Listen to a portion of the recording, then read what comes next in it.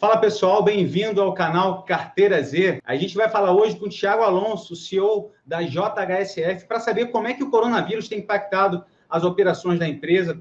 A gente tem muita dúvida sobre isso, então a gente vai falar com ele hoje. A gente quer pedir para vocês se inscrever no canal da Carteira Z. A gente está trazendo muita informação, muito conteúdo de qualidade. É só você clicar aí no botão de inscrição, curtir essa live se vocês gostarem, ok?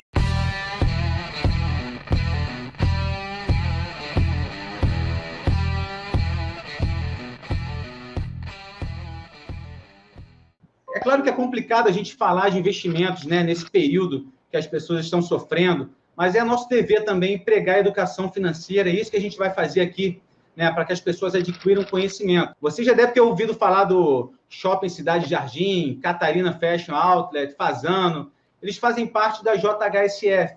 E a empresa caiu aí nesse ano, em linha com outras também, mais de 50%, né, mais de 60% desde janeiro também. Então, muitas pessoas estão preocupadas, algumas pessoas compraram ações da empresa, sentiram na pele essa queda, e então a gente chamou aqui o Daniel Nigri e o CEO, principalmente aqui da JHSF, Thiago Alonso, para falar conosco sobre isso. Primeiro eu queria passar a palavra mesmo para o Thiago, que fez uma belíssima apresentação no nosso evento aqui em dezembro, Ultimate Value, né? O pessoal gostou muito no Hotel Autumn Palace em Copacabana, e queria pedir a gentileza até de você inicialmente falar um pouquinho sobre a própria empresa para a gente, Thiago. Boa noite. Boa noite, Rafael. Boa noite, Daniel. Obrigado pelo convite, pela oportunidade de estar aqui de novo com vocês. Uma pincelada rápida aqui sobre a JHSF.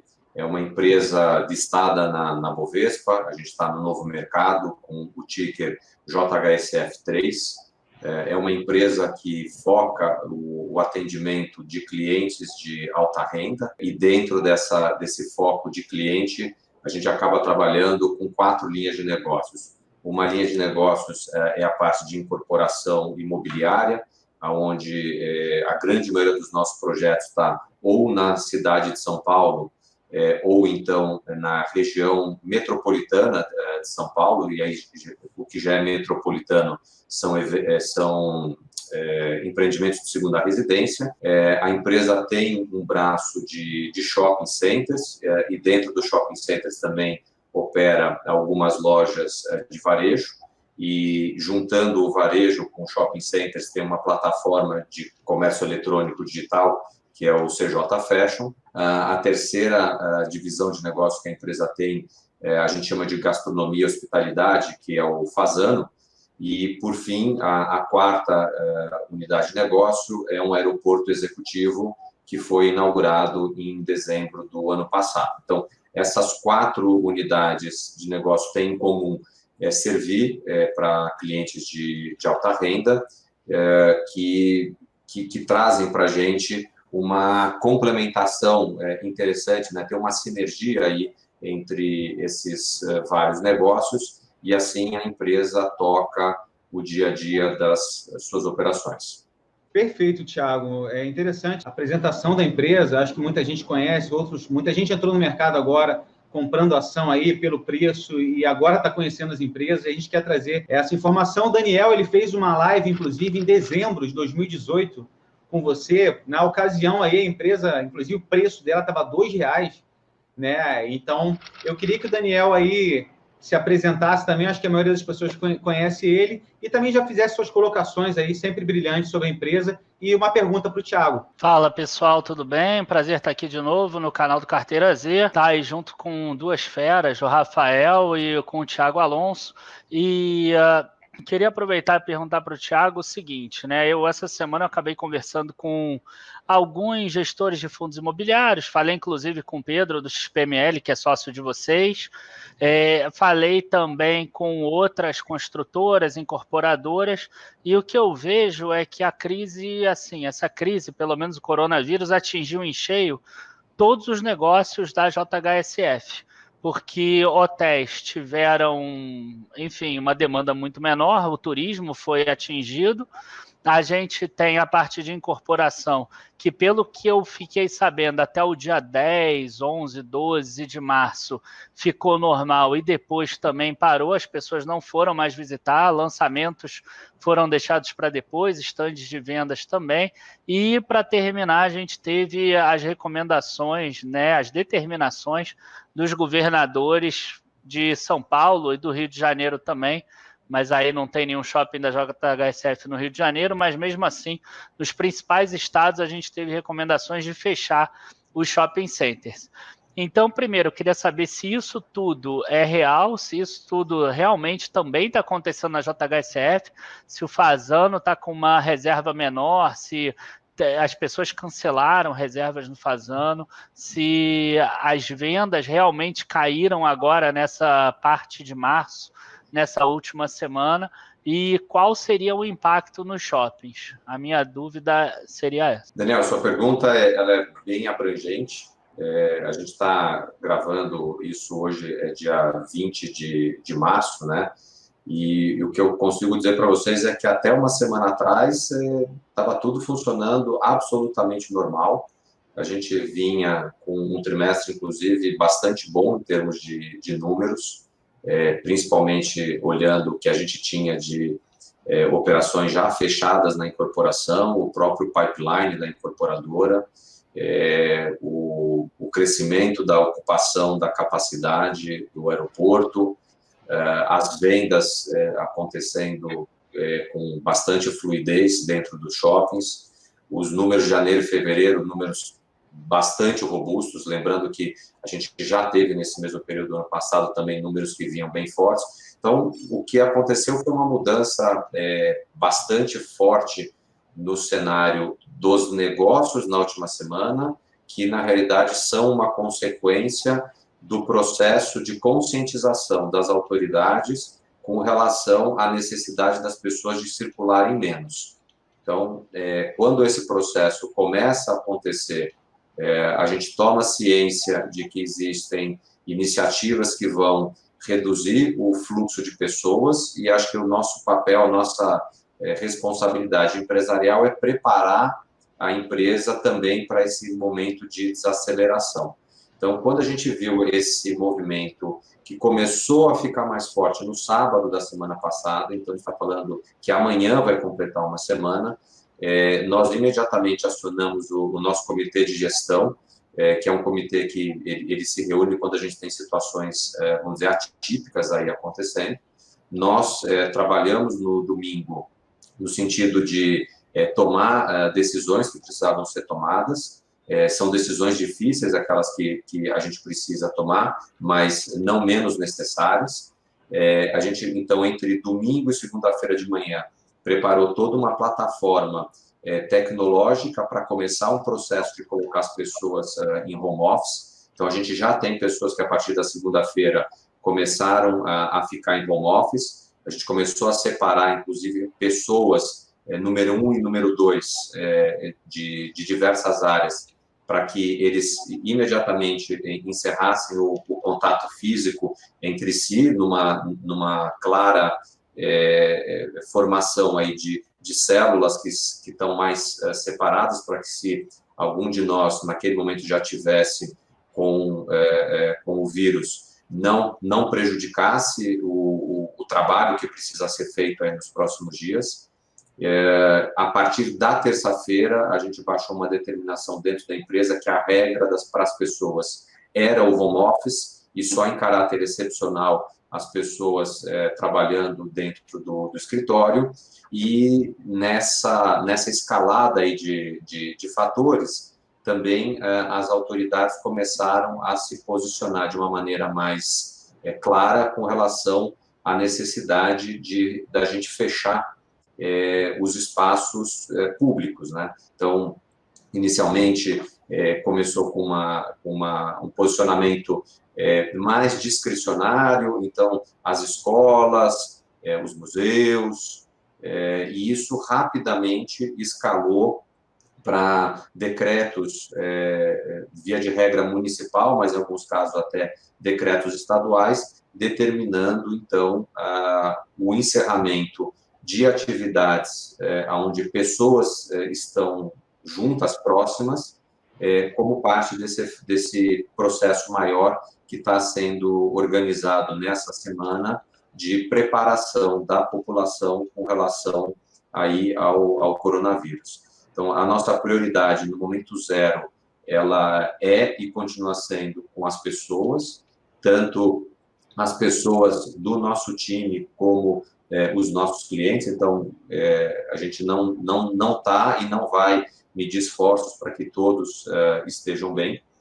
A segunda prioridade aqui nossa foi entender quais as atividades que têm algum caráter estratégico no momento como esse e também prepará-las para que pudessem funcionar.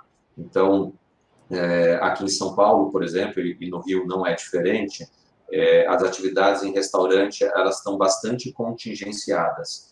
Então, nós tomamos uma decisão que foi recente, de fechar os restaurantes em São Paulo para atendimento ao público, mas nós colocamos em funcionamento rapidamente uma atividade de delivery e, em alguns pontos, também uma atividade de pick-up de comida, ou seja, a pessoa pode ligar, passar lá e retirar.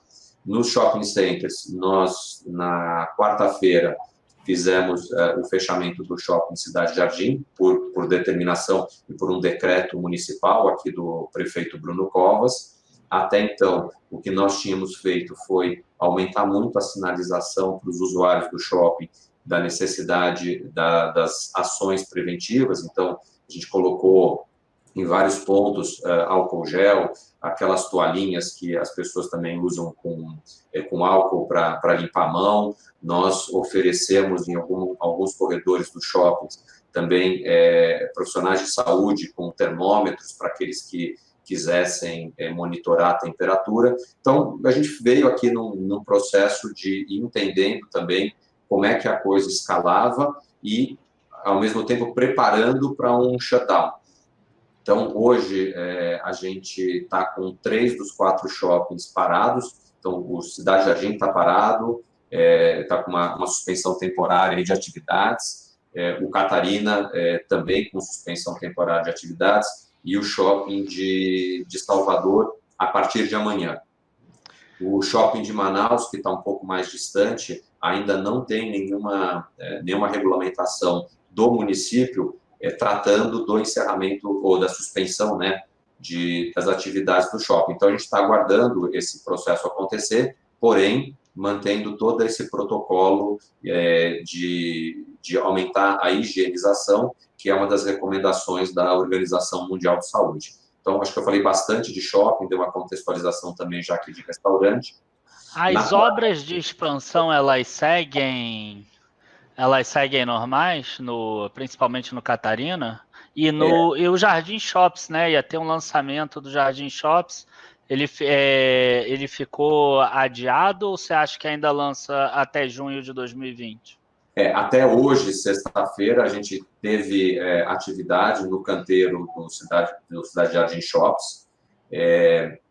Se a gente vai atrasar ou não a inauguração, Daniel, acho que vai ser muito mais agora a consequência desse efeito, né, do coronavírus e da necessidade da gente preservar as pessoas. Então, mesmo no canteiro do Cidade Jardim Shops, a gente seguiu esse protocolo. Todas as pessoas que entraram hoje no canteiro, elas foram monitoradas em termos de temperatura e a gente não constatou nada, vamos dizer, que chamasse a nossa atenção. Então, o que a gente está procurando fazer é manter esses aspectos de segurança das pessoas em primeiro lugar e, na medida do possível, seguir o máximo possível com a atividade normal, sempre respeitando a discrecionariedade das pessoas que estão ou não estão com disposição de ir para frente de batalha.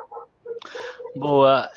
Antes de você partir para os outros partes da empresa, o aplicativo, o site, o CJ Fashion, ele teve um acréscimo de vendas nesse período? Tipo, as pessoas começaram a procurar essa forma de demanda ou não? Daniel, a gente não está com os números de hoje, sexta-feira, ainda fechados. A gente faz sempre o corte à meia-noite, tá? Então, eu não tenho os números de hoje.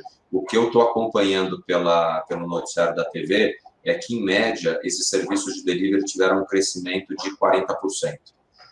A gente ficou sabendo já no final de semana passado, aqui em São Paulo, que os principais aplicativos de entrega de comida chegaram, em alguns casos, a dobrar em termos de demanda. Então, acho que a gente está vendo aí que essa alternativa ela deve ser utilizada como uma forma de manter minimamente aí o fluxo de alimentação, medicamentos para a população em geral. Então, mesmo aquela questão que eu falei da suspensão temporária de operação nos shoppings, todas as atividades que são essenciais nós mantivemos, seja ela as farmácias, seja operações de banco. Então, é óbvio que é uma operação muito mais reduzida do que a operação do shopping funcionando como um todo, mas eu acho que a gente tem aí o senso da responsabilidade que nós temos com relação a seguir prestando serviço para a população aí que a gente acaba atendendo. Então, hoje, inclusive, foi um dia bem importante para a gente de receber feedbacks aí, tanto de clientes quanto de funcionários. A sensação que a gente tem nesse momento é de que esses dois públicos estão bastante satisfeitos com as decisões e com a forma com que a gente vem tocando esse processo. Acho que nós soltamos, nos últimos 4 dias, 3 fatos relevantes. Eu tenho procurado estar bastante presente aí nos intervalos que acabo conseguindo criar aqui para o meu lado, lá no Twitter. Para quem quiser acompanhar, é @TiagoAoliveira, inclusive ajudando as pessoas a entender um pouco do que está acontecendo com a companhia. Essa semana, algumas perguntas também chegaram para a gente através do canal de RI, querendo entender um pouquinho melhor a questão de liquidez da companhia, e aqui eu talvez queira estender um pouquinho mais a minha resposta para lembrar quem acompanha a gente há mais tempo, ou explicar para quem começou a acompanhar a empresa há menos tempo, que no mês de novembro do ano passado, nós fizemos uma operação de aumento de capital.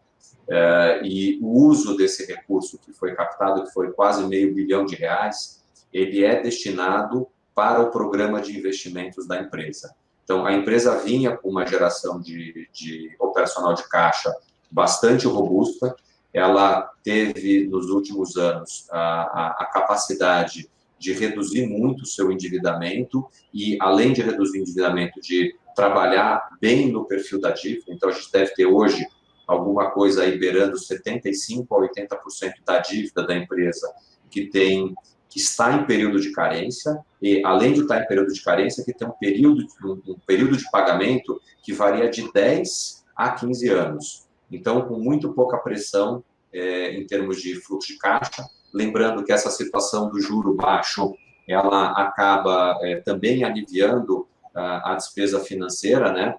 Que é um pedaço que acaba seguindo enquanto obrigação para a companhia.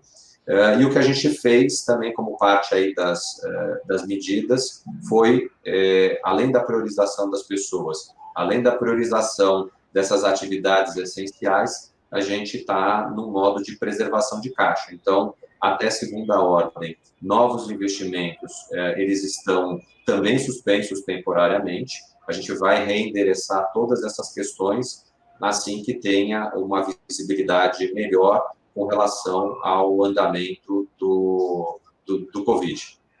Muito bom. Acho que eu sou prova de que você é realmente muito ativo lá no Twitter. As dúvidas que o pessoal tem, sempre você está lá respondendo, Thiago. Parabenizar até por isso. Eu acho que o pessoal confunde muito preço com valor. Então, se o preço da ação, né, caiu 60%, o pessoal atribui isso ao valor da empresa, o que não é correto. E as suas elucidações foram muito interessantes para a gente entender como é que está o operacional da empresa nesse momento. E o que eu queria até falar, como a carteira Z, ela tem a grande métrica de analisar fundos de investimentos, gestões, dois fundos principalmente, né, que a gente acompanha, tem empresa em carteira, que é o Real Investor, do César Paiva, e o do Luiz Nunes, a Forpus, né, o fundo Forpus, que inclusive está indo muito bem nesse período. Então, eu falei com o Luiz Nunes hoje, ele pediu até para abrir aspas aqui, falar sobre a empresa, a gente vai abrir um aspas aqui. Gostamos muito da JHSF, tem um banco de terrenos muito grande, terrenos em volta de marcas bem consolidadas, isso dá uma tranquilidade grande. No longo prazo, isso é extremamente importante. Gostamos muito também do Thiago Alonso, que está sempre presente nas redes sociais, além da competência extrema como CEO. Então, esse foi o recado aí do Luiz Nunes da Forpus. E o que eu queria falar agora para você, Thiago, se você tem ações da JHSF, porque às vezes as pessoas têm dúvida, será que o CEO está all-in na empresa? E a segunda pergunta que eu queria fazer nesse momento é como o coronavírus ele impacta as operações. Você até falou um pouco para a gente, mas talvez no curto, médio e longo prazos. Né? Como é que impactaria isso? Se tiver mais alguma coisa para falar sobre isso, né? Já que a empresa, como você disse, aí a gente viu, tem shopping, restaurante, aeroporto. Se puder tecer mais algum comentário sobre isso. Tá bom. Acho que a primeira resposta, Rafael, aliás, antes de eu te dar a primeira resposta, queria agradecer o Luiz aí pelo que ele falou. Eu também tenho bastante respeito pelo trabalho que ele faz e assim a gente vai tocando a nossa vida, tá? Então, com relação à questão que você fez aí das ações, sim, os outros diretores da companhia, todos nós temos uma parcela importante da nossa remuneração, que ela é paga na forma de ação, então a gente está all-in aí com relação à nossa dedicação à empresa e muito comprometido com o longo prazo da empresa, né? Então, é uma empresa que tem muita coisa interessante acontecendo, certamente existe aí um hiato nesse processo, não é da empresa, é do mundo, né? Acho que algumas pessoas viram aí durante a semana a capa nova da The Economist, né? No fundo, o mundo vai dar uma parada. Eu, alguns dias atrás, ainda sem entender na totalidade, e acho que ninguém nesse momento pode dizer que vai entender na totalidade as consequências do que a gente está vendo, mas eu fiz uma reflexão para mim mesmo. Será que a gente não está vendo uma greve dos caminhoneiros, mas agora em escala global? Então, eu acho que a gente tem que fazer um pouco de reflexão, botar o pé no chão, né? Acho que é um momento importante para todo mundo da gente ter serenidade. Acho que essa é a palavra mais importante para a gente começar a respirar, oxigenar o cérebro, ter clareza com relação àquilo que cada um de nós tem que fazer. Então, dentro da nossa cabeça, a gente está fazendo aquilo que cada um de nós pensa, mas que como grupo a gente consensa que é o caminho correto daquilo que a gente tem que fazer, priorizando pessoas, priorizando as atividades funcionais da empresa, e entendendo que a gente tem um período não só como empresa, como família. Eu sou pai, quer dizer, tenho 2 filhos, eles também precisam de orientação nesse momento. Eu tenho meus pais que estão numa idade que é uma idade já dentro daquela faixa de risco, então também tenho procurado orientá-los e ajudá-los com relação a tudo isso. Então, é um momento de serenidade, solidariedade, que é uma palavra também que a gente não pode deixar de lado, né? Então, essa semana também, o pessoal que ajuda aqui em casa, a gente pediu para que eles voltassem para casa, para que a gente tivesse essa menor circulação mesmo das pessoas. Cada um deles levou para casa o seu salário do mês inteiro e, além disso, uma mensagem de que precisasse de apoio para poder contar aqui com a gente, né? Então, acho que tem esse momento, é um momento importante para todos nós, né? É um momento para as empresas, é um momento para as famílias diferente, é um momento para as pessoas onde a gente vai ter que aprender aí como atravessar esse período. Passado esse período, eu acho que gradativamente a vida vai voltar ao normal. E eu falo dessa maneira porque é exatamente aquilo que a gente está hoje vendo acontecer na China. Então, a China foi onde a doença começou, é onde a doença foi primeiro atacada. Hoje a gente consegue entender por que o governo chinês fez o esforço que fez para montar aqueles hospitais na velocidade que montou. O fato é que, apesar de terem acontecido vários óbitos, aparentemente o pior já passou por lá.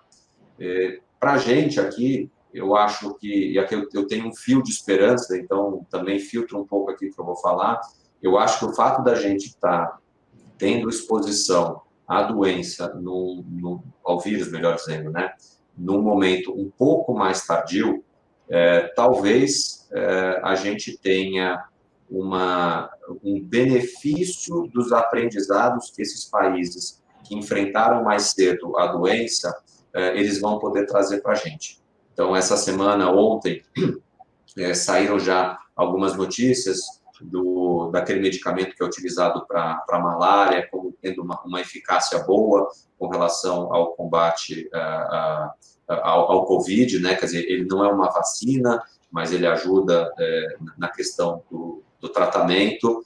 Então, acho que a gente tem que evitar a circulação do vírus, acho que a gente tem que ficar atento aí ao próximo com relação à necessidade de apoio que cada um vai precisar ter, e depois a vida segue, né? Então, essa retomada é uma retomada que, para mim, ela vai acontecer, só não me pergunto o tempo, porque acho que é um fator hoje que ninguém controla e ninguém sabe exatamente qual que é.